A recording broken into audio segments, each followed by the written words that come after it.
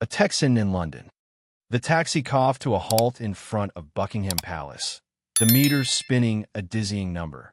Jake Thompson, Lieutenant, United States Army, slapped down a wad of bills, ignoring the driver's sputtering protest about the tip. He figured freedom from the confines of the vehicle was payment enough.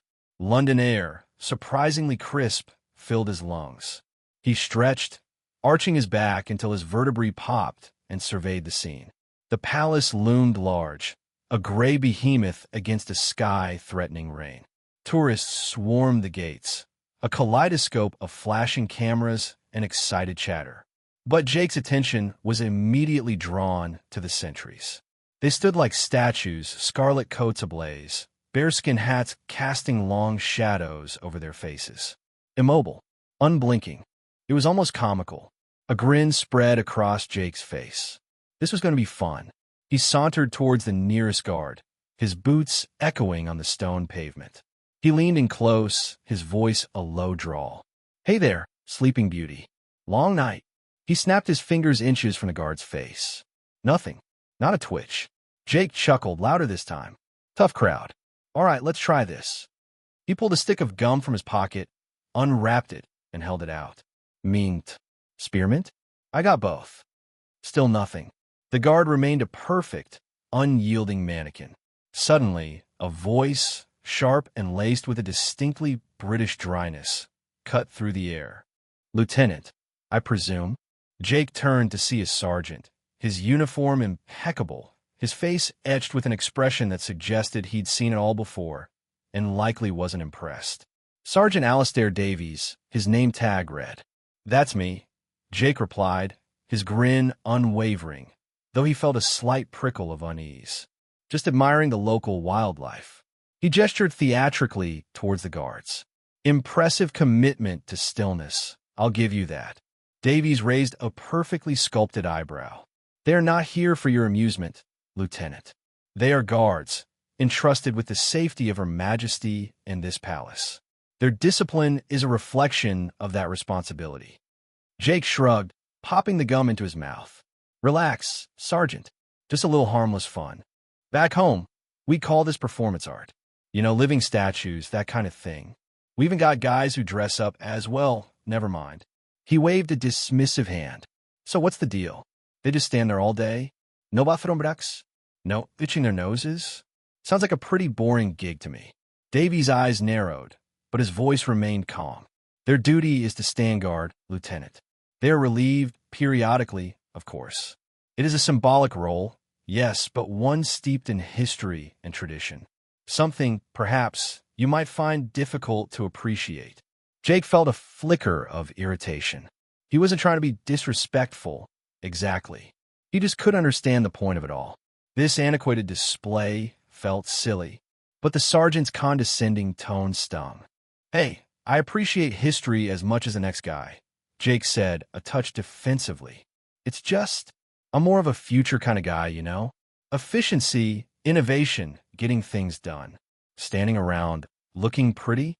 Not exactly my definition of progress." Davies folded his arms, his gaze unwavering. "Perhaps, Lieutenant, you will learn that some things are more important than efficiency. Perhaps you will learn the value of tradition, of duty, and of unwavering resolve." He paused, a hint of something unreadable flickering in his eyes. "Or perhaps you will simply continue to find amusement in what you do not understand." He turned and strode back towards the palace gates, leaving Jake standing alone, the taste of spearmint suddenly stale in his mouth. The rain, which had been threatening all along, finally began to fall, a cold, persistent drizzle that seemed to mirror the sergeant's disapproval. Jake shoved his hands into his pockets, the bravado that had carried him across the Atlantic suddenly feeling a little thin. The unsmiling sentinels. A stoic figure, a slash of crimson and ebony against London's leaden sky. The sentry stood unmoving. Jake, rain slicking his hair as he leaned on the iron fence, was captivated. The guard seemed barely out of his teens, yet wore an expression carved from stone. A camera-wielding tourist almost stumbled in his eagerness for a snapshot, but the man remained impassive, utterly still. It bordered on the absurd. Jake understood the gravity of the role, the weight of tradition, but surely even that bearskin couldn't entirely stifle a spark of humor, a flicker of amusement, some proof of humanity beyond automaton steps. Back at the makeshift base, a repurposed office building near the park, Sergeant Miller, lost in maps and grumbling about provisions, barely registered his presence. Jake bypassed him for the officers' mess, where Lieutenant Davies and Captain Reynolds listlessly played cards. "You seen those palace guards?" Jake inquired, claiming a chair. Davies glanced up, fighting back a yawn. "Yeah, patrolling as usual." "What?" "Just thinking," Jake quipped. "They're ripe for a little levity." "I'm contemplating rising the morale." Reynolds arched a brow, laying down a card. "And your method for morale boosting involves?" "Pranks. Harmless ones, naturally. Just to elicit a reaction, crack that implacable facade."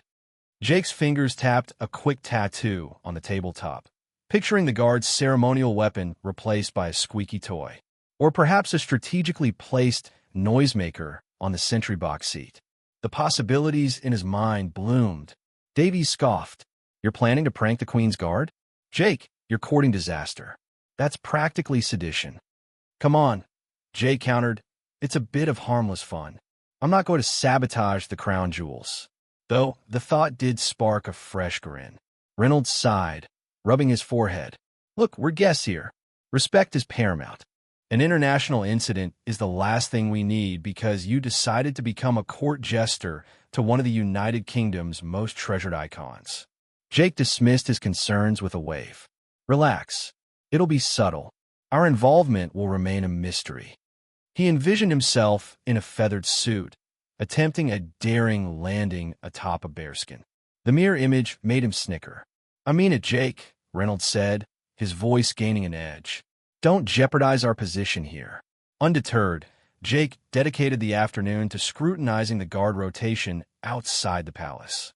He charted their movements, their routines, the precise tilt of their heads. He even uncovered a name. Ashton T. gleamed from a minuscule plate. "Ashton T." he mused. "Tommy Ashton." He envisioned Tommy Ashton doubled over, roaring with laughter, his stiff posture collapsing into helpless mirth. He imagined the headlines, "American Prankster Breaks Royal Guard." Later, in the evening, Jake filled his notebook with potential scenarios. One revolved around a miniature remote-controlled vehicle, programmed to repeatedly nudge Ashton's boots. Another involved a strategically concealed speaker, broadcasting canine cacophony during his watch. He even toyed with the idea of initiating Ashton into an elaborate, utterly absurd handshake. He knew it was a gamble. He knew it was likely unwise. But the challenge, the brazenness of it, proved too intoxicating to resist. He simply had to devise the perfect jape, the one that would finally, irreversibly penetrate that stoic mask. Operation Silly Face. Operation Silly Face. Jake mentally christened it with a flourish, a silent movie title card flashing in his mind. He'd been stewing since his conversation with Sergeant Davies. The man was a brick wall, a perfectly polished, impeccably dressed brick wall. And now, facing another immovable object in the form of the Buckingham Palace guard, Jake felt a childish urge to poke a hole in the stoicism. He checked left, then right. Tourist throngs milled about, snapping photos, oblivious to the internal battle raging within a lieutenant in the U.S. Army. He adjusted his jacket, the crisp fabric feeling suddenly too tight. This wasn't some elaborate scheme. It was a test. A stupid, pointless test, maybe, but a test nonetheless.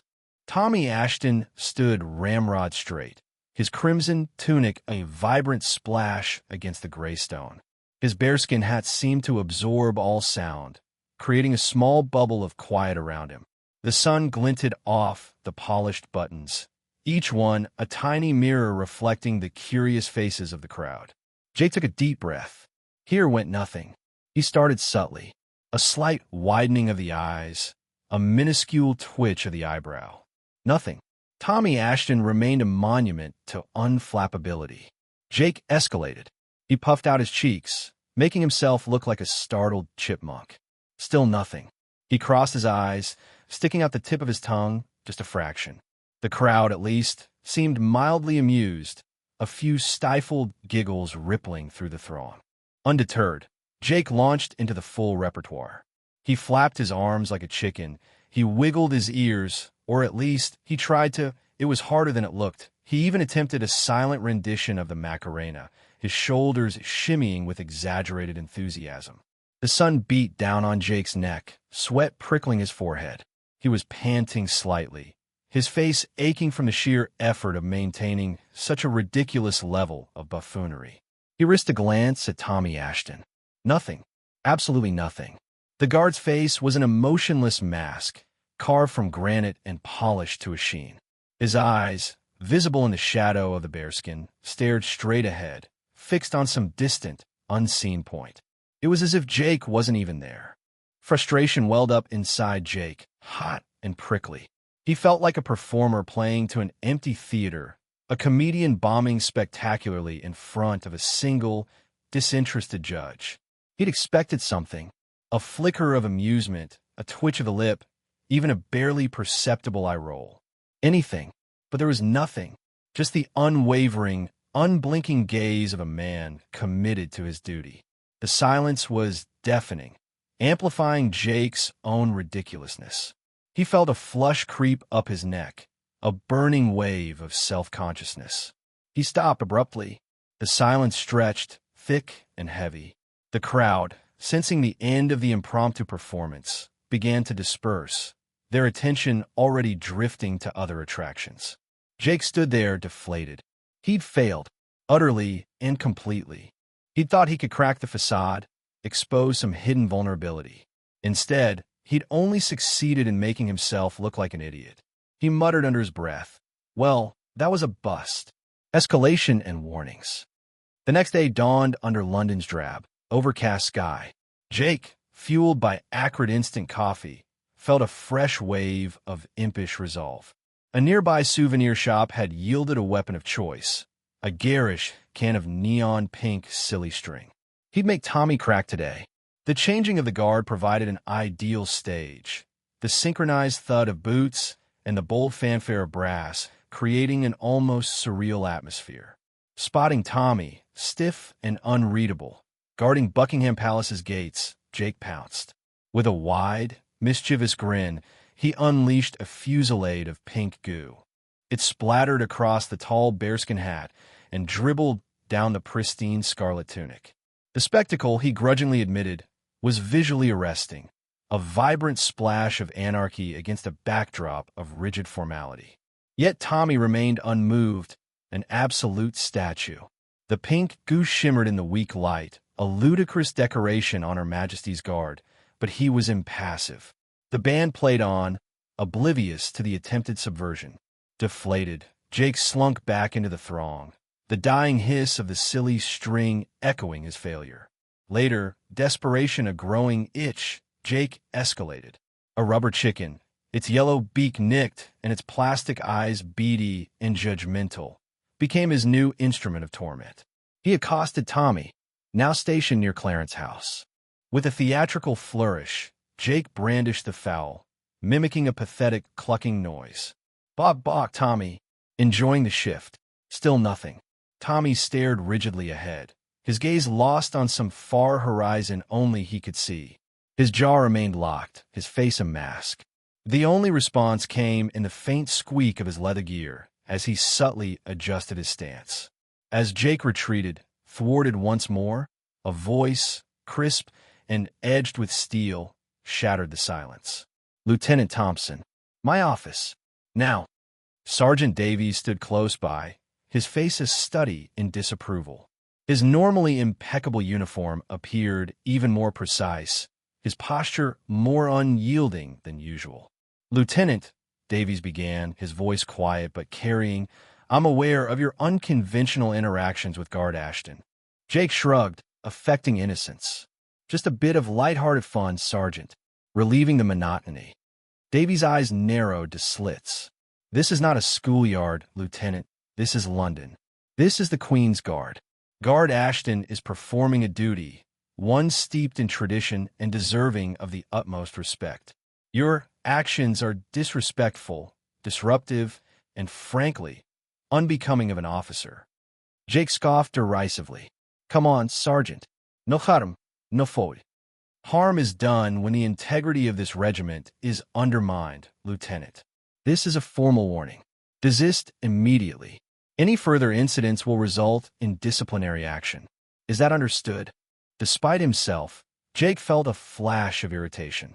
Accustomed to command, to unquestioning obedience, this sergeant, with his unwavering gaze and his antiquated sense of honor, was getting under his skin.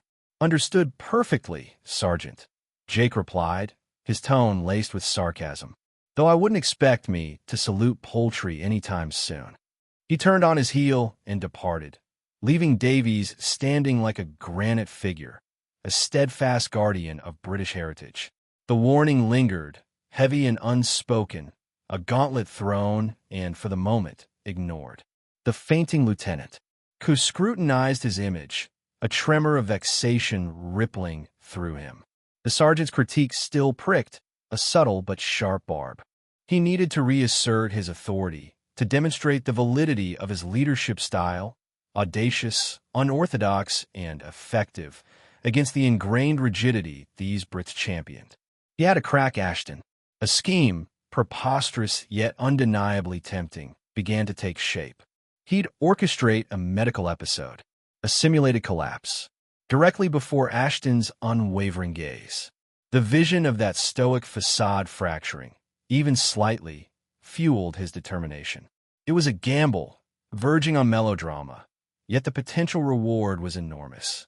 His cramped space transformed into an impromptu theater that hour. He faltered, nearly fell, rehearsing a dramatic crumple, mindful of avoiding actual injury. He experimented with gradations of agonized moans, choosing a low, throaty sound he hoped would convincingly mimic genuine suffering. The whole charade felt absurd, yet the prospect of Ashton finally yielding spurred him on.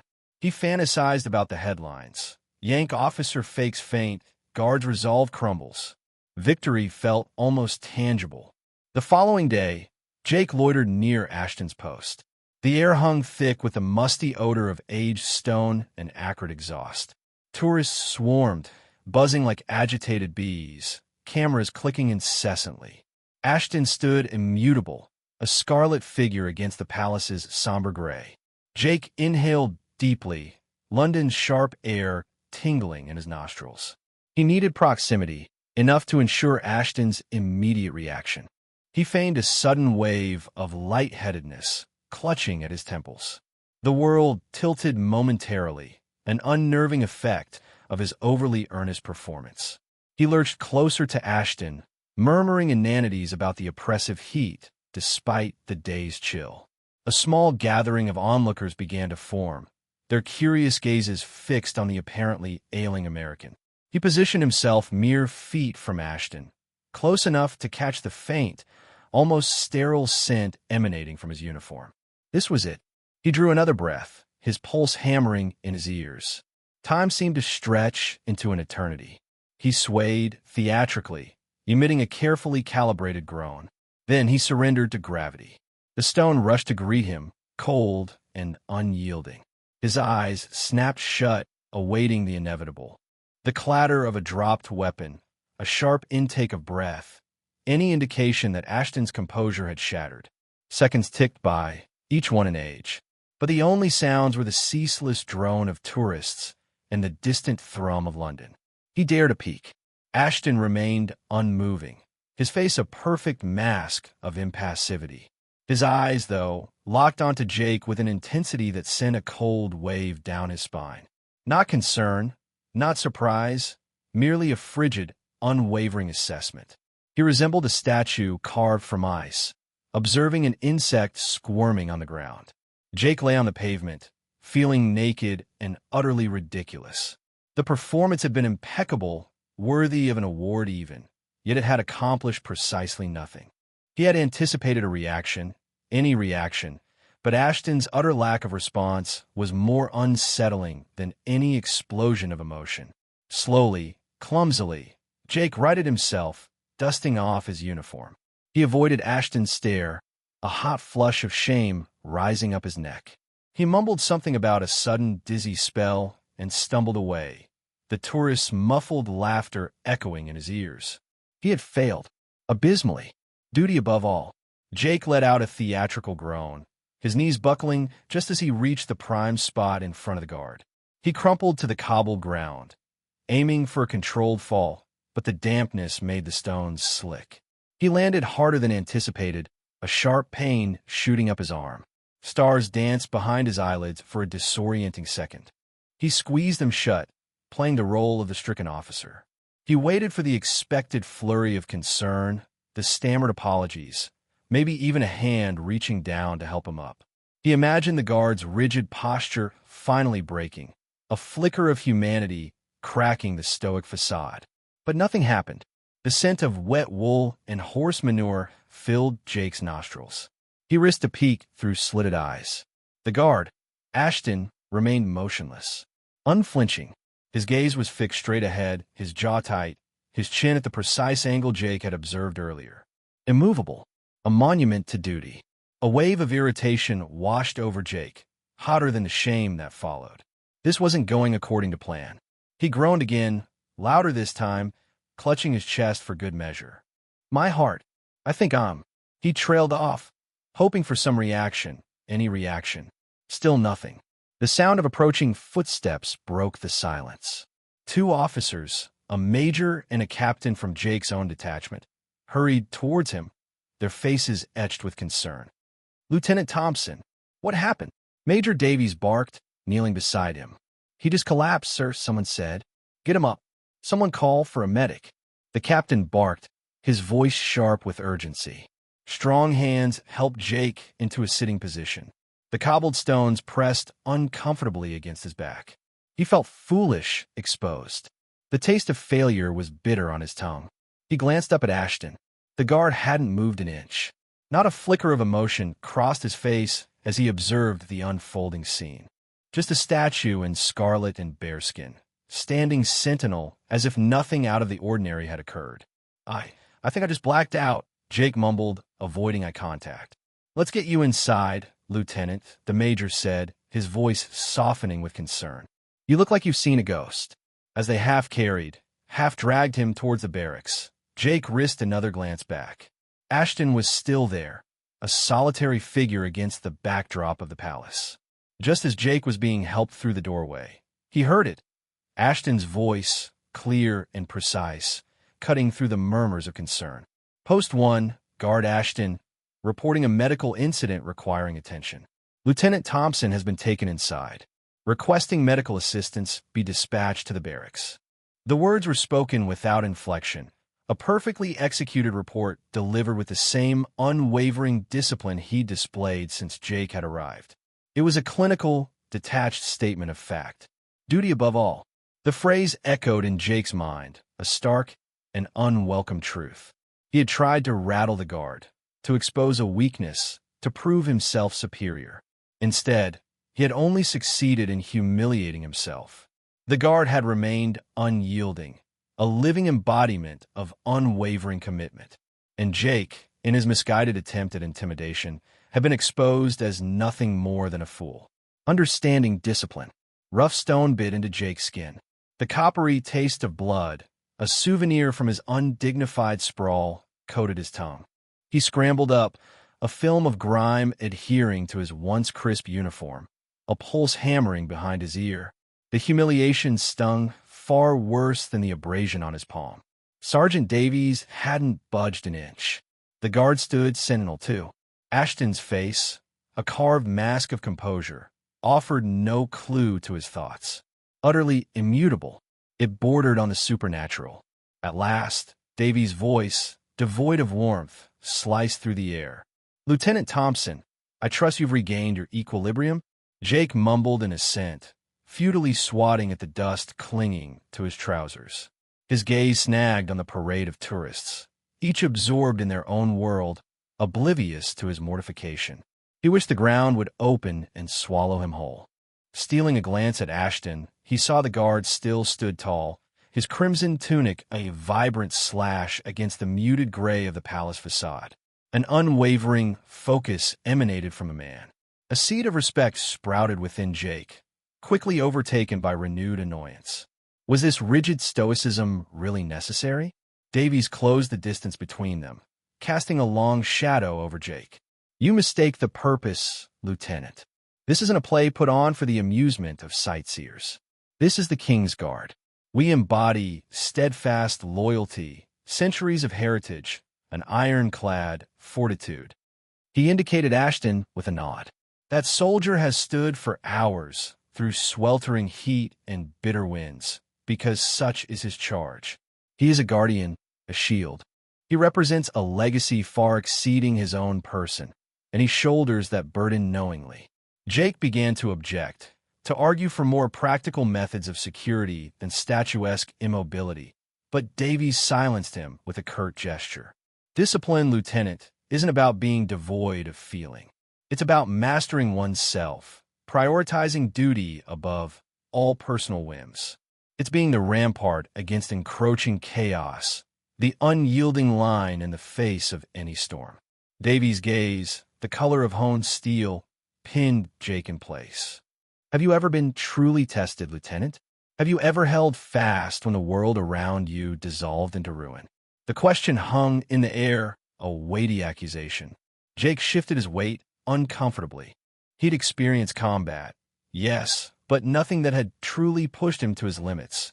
Nothing that demanded the kind of granite commitment he witnessed in Ashton's unwavering stance. Davies exhaled slowly, the sound a deflating sigh. Perhaps your time will come, and perhaps then you'll comprehend. He turned away, his voice softening slightly. Now, Lieutenant, I suggest you make yourself presentable. You represent the U.S. Army, and your current state reflects poorly on your nation. Jake watched him depart, the crisp echo of his polished boots against the stone a stark counterpoint to the distant strains of music. He looked again at Ashton, still a study in unwavering discipline, a scarlet and bearskin effigy against the backdrop of the palace. A distant military band's melody, both mournful and uplifting, drifted through the air. Something within Jake began to shift. The sting of embarrassment and anger hadn't completely dissipated, but a grudging acknowledgement, a nascent respect for the unwavering commitment he was witnessing, had begun to take root. He remained unconvinced of the method's practicality, but could no longer deny the raw power of such dedication. The solemn weight of the occasion began to settle upon him. This was not mere spectacle. It was about service, about history, and about an immutable sense of obligation, an apology and acceptance. The crisp London air felt colder than it had before, the grand architecture now looming with a judgmental air. Jake walked back towards the Horse Guards parade, each step a heavy admission of his earlier arrogance. He found Sergeant Davies precisely where he'd left him, a granite statue of military bearing.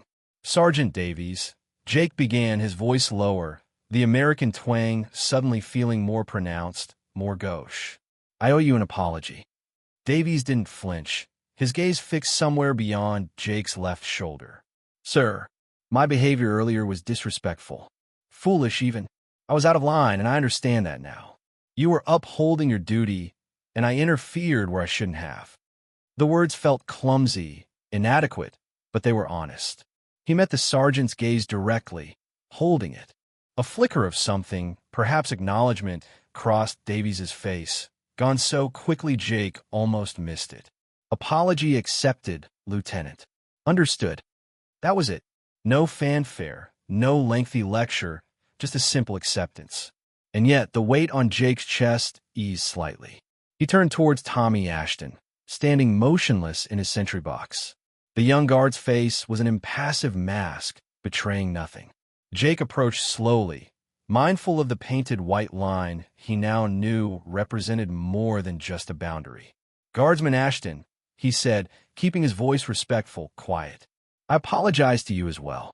I was disrespectful to your post, to your service. I understand that now.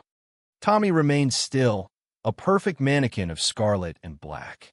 The silence stretched, thick and uncomfortable. Jake wondered if he was even acknowledged. Then so subtle it was almost imperceptible, Tommy Ashton inclined his head. A barely there nod, a concession granted. It was enough. Relief washed over Jake, a wave so profound it almost buckled his knees. It wasn't just about avoiding a reprimand or smoothing over an international incident. It was about understanding. Understanding the deep well of tradition that ran through this place, the quiet dignity of duty performed without seeking praise or recognition. He'd come here expecting to impress, to throw his weight around. He'd been so wrong.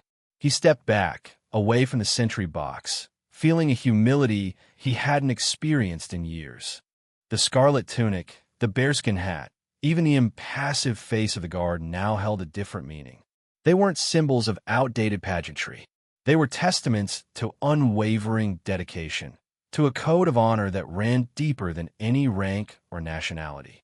"Thank you, guardsman," Jake said softly, turning back to Sergeant Davies. "If you'll excuse me, Sergeant." He walked away, the weight on his chest significantly lighter. The sounds of London seemed brighter, the air cleaner. He still had a lot to learn, he realized. But for the first time since arriving, he felt like he was finally starting to understand. Respect earned. The downpour had ceased, leaving London steeped in the perfume of damp flagstones and awakened earth. Jake braced a hand against the cool stone of Wellington Barracks, his gaze tracking Tommy Ashton through the arched gateway. The guardsman stood immutable, a dark sentinel against the pearly shimmer of the palace gates. Before, Tommy might have seemed merely a figure swallowed by an absurd bearskin. Now, Jake perceived something more profound, a quiet resolve, a concentration that resonated even across the distance. He saw years of heritage molded into the tight line of Tommy's mouth, pride radiating from his pristine scarlet coat. He saw a dedication that eclipsed mere obligation, a silent pledge etched into every breath. Jake straightened, the fabric of his own fatigues feeling lax, his boots dull. He raked a hand through his hair, the sting of Sergeant Davies' quiet words still sharp. There had been no raised voice, no theatrics, yet the sergeant's controlled rebuke had cut deeper than any rant. Jake's attempt at intimidation, at some foolish display of authority, had been met with a fortress of composed, unyielding discipline. He'd misjudged the situation completely. He walked toward the sentry box, the measured cadence of his boots a counterpoint to the guardsman's steadfast stillness. As he approached, Tommy's eyes flickered subtly, acknowledging him without disrupting his stance. "Ashton," Jake murmured, respectful. "Evening." Silence. Jake hadn't anticipated a reply. He merely needed to reconcile. I'm beginning to understand," Jake stammered, feeling foolish. "The significance. What do you do out here?" Still nothing. But perhaps, Jake glimpsed a fleeting thaw in Tommy's gaze, a nearly invisible softening. He released Tommy to his duty and sought out Sergeant Davies. He located him in the mess hall, cradling a mug of tea. The room felt cavernous and empty, the air tinged with the scent of stale coffee and antiseptic. Jake snapped to attention, a response honed by years of training. "Sergeant Davies, sir." Davies looked up, his face a mask. He indicated a chair with a subtle nod. "Thompson, sit down." Jake obeyed. Silence descended, broken only by the whisper of cutlery and low voices. "I owe you an apology, Sergeant," Jake finally confessed. "My behavior earlier was unprofessional, disrespectful." Davies sipped his tea. "Indeed, it was, Lieutenant. I arrived here thinking, I don't even know what I was thinking, that my rank somehow granted me privileges." Jake winced. "I was wrong." A hint of a smile played on Davies' lips. "It takes a strong person to admit error, Lieutenant." "I'm learning, Sergeant." Davies nodded, his gaze unwavering. "Aren't we all, Thompson? Aren't we all?" The following morning, Jake tackled his duties with newfound humility. He diminished the orders, increased observation, learning from the British officers and non-commissioned officers. He absorbed their wisdom, solicited guidance, and embraced the subtle intricacies of their methodology. He took strides in understanding the detailed history and traditions upon which everything stood. A lengthy road lay ahead, but progress was happening. He was obtaining something now. Not just knowledge, but something far more valuable: acceptance. A feeling of belonging blossomed. Respect began to grow, both given and received.